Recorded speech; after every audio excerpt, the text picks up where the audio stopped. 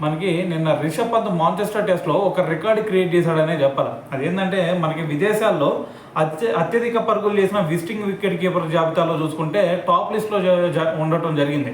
అయితే మరి ఈ లిస్ట్లో టాప్ 5 లిస్ట్లో ఎవరెవరు ఉన్నారు భయ అంటే మనకి కింద నుంచి వద్దాం. ఫస్ట్ యాండీ ఫ్లవర్ మన ఇండియన్ టీం మీద ఏకంగా 717 రన్స్ చేశాడు అనమాట. సో దీంతో అతను 5th ప్లేస్లో ఉండటం జరిగింది.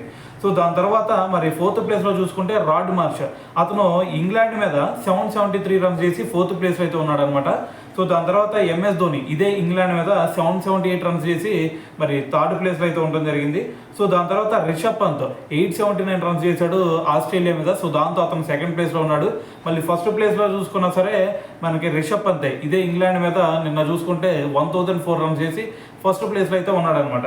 సో దీంతో మరి అత్యధిక పరుగులు చేసిన విజిటింగ్ వికెట్ కీపర్స్ జాబితాలో అయితే మరి టాప్ ప్లేస్లో మనకి రిషబ్ పంత్ ఉన్నాడు. సో మరి నిన్న టెస్ట్లో కనుక ఒకసారి చూసుకుంటే మరి 37 రన్స్ చేసి మరి అతనికి గాయం అవటం వల్ల బయటికి వెళ్ళిపోయాడు. సో మరి దీంతో మరి ప్రజెంట్ ఉన్న రిపోర్ట్స్ ప్రకారం ఏంటంటే అతను 2nd ఇన్నింగ్స్లో ఆడటం కూడా కొంచెం కష్టం అనిపిస్తూ ఉంది.